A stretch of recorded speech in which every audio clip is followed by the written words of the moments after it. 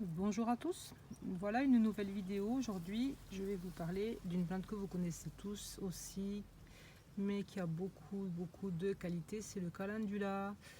Le calendula qu'on appelle aussi le souci des jardins.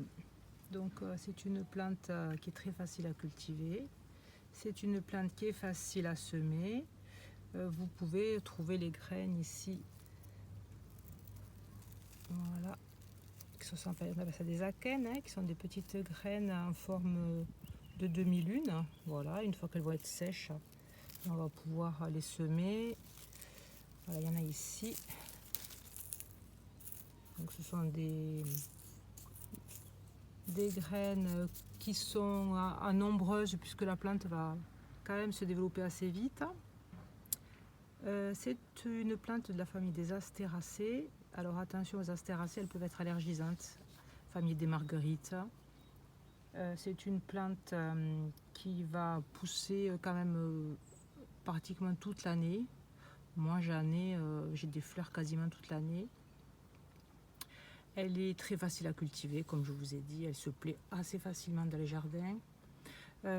Pourquoi j'utilise beaucoup le calendula? D'abord parce que c'est la plante parfaite pour les problèmes de peau, notamment les enfants. Vous pouvez faire des préparations, des baumes, des crèmes pour eux. Ils apprécieront. Voilà, c'est très doux, très agréable. C'est bien aussi pour les femmes enceintes, voilà, pour les vergetures. Les baumes aussi sont très efficaces. Moi, c'est les retours de mes amis, de ma famille. Les baumes sont très efficaces sur les dermatoses, notamment mycose vaginale, mycose au niveau des pieds. Alors attention, c'est pas un antibiotique, mais c'est quand même très efficace. Après, vous pouvez aussi l'utiliser pour faire des tisanes. Donc il suffit de couper le capitule, voilà, on le détache comme ça. Voilà, on le fait sécher à plat et on peut l'utiliser aussi en cuisine à l'état frais. Alors pour ce qui est des tisanes, une tête comme ça à peu près, 2 têtes par tasse. Une petite information botanique, ce que vous voyez là c'est un capitule et donc les petites parties ici, voilà, ce sont des fleurs. Donc ce ne sont pas des pétales, ce sont des fleurs. On appelle ça un capitule. Voilà, petite question botanique.